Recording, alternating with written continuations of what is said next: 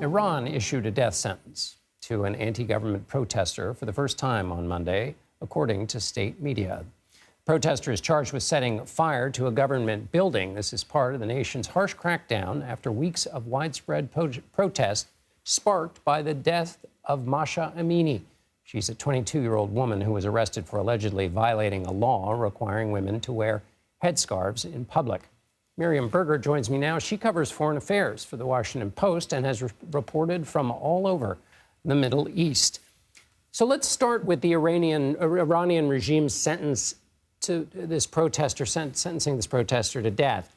Rights groups claim that Iran has killed hundreds of people already, including dozens of children, I believe. So can you help put this death sentence in the context of the larger crackdown?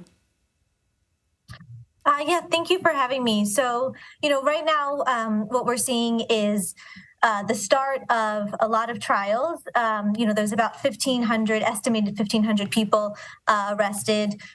They've sort of issued verdicts for more than 1,000 so far. And what we're expecting is that these trials are, an effort to scare protesters, to deter protesters.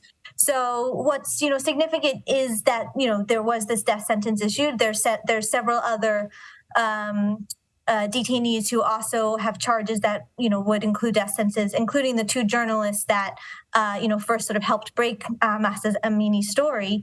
But what we also need to keep an eye on is if this is carried out. And how much bloodier it gets. As bad as this crackdown is, as many as people have died and been arrested, it can get a whole lot worse if the government or the state chooses to do so. And so that's sort of the question now is, how long can these protests continue with this level of repression, and, what happens next? And since Mahsa Amini's death, there have been protests that have kind of seemed to have gone into all different corners of the Iranian population, including school children, oil and gas workers. What is your sense of how thorough the response has been to the regime, and does that make it more complicated to crack down?